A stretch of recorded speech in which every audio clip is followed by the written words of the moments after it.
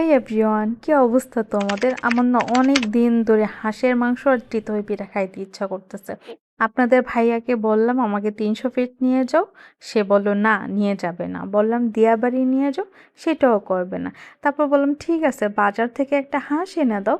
তো সে হাঁস এনে দিছে, তো হাঁসটা তো বুয়া কেটে কুটে দিছে।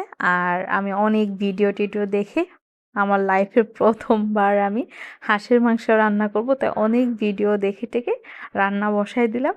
আর সারাদিন বসায় রাখছিলাম, অনেক সফট হয়েছে আলহামদুলিল্লাহ। আর সাথে তো চিতই পিঠার জন্য গুঁড়ো চাল গুঁড়া করে এনে দিছে নোমান, সব কিছু করে দিছে আপনাদের ভাইয়া। কারণ জানি তো, না এনে দিলে আমাকে 300 ফিট নিয়ে যেতে হবে। তো চিতই পিঠার জন্য সব গুঁড়া টুড়া রেডি করে পিঠা যখনই বানাইতে যাই দেখি পিঠা আর হয় না, ফুলে না। না ফুললে কি মনটা ভালো হয় বলেন?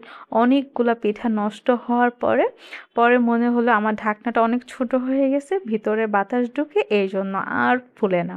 তো এই জন্য দুইটা দুইটা করে না আমি পিঠা বানাইছি। পরে দেখি অনেক সুন্দর তো ফুলতেছিল। পরে দুইটা দুইটা করেই বানাইছি, আর কোনো রিস্ক নিয়ে বেশি বানাইনি। তো দুইটা বানানোর পরে যখন ফুলছিল, পরে মনে হলো সবাই তো চিতই পিঠা এভাবে খায়, আমি একটু ধনেপাতা কাঁচামরিচ মিক্সড করে দেখি কেমন লাগে।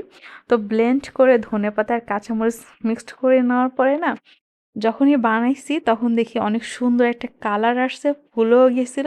আর খাওয়ার পরে দেখি ঝাল আর ধনেপাতার তো একটা ফ্লেভার আছে, আমার কাছে খুব ভালো লাগছে। এটা অনেকেই চাপটি বানায়, তো আমার কাছে এই চিতই পিঠা অনেক ভালো লাগছে। তো আরেকটা জিনিস যেটা আমার খুব বেশি ভালো লাগছে, ও ফুলতেছিল, কারণ আমি অনেকগুলো পিঠা নষ্ট করছি। তো আপনাদের ভাইকে বললাম যে খাবা, সে বলল না আমি এখন খাবো না, কারণ সে দুপুরে হাঁসের মাংস দিয়ে সে ভাত খাইছে, এই জন্য সে আর চিতই পিঠা খাবে না। আমি বললাম ঠিক আছে, তাহলে রাতে খাও। সে বলল আচ্ছা ডিনার রাতে করব। যাই হোক, আমার পিঠাগুলো দেখতে অনেক কিউট লাগতেছে না, ফুলছে অনেক সুন্দর না?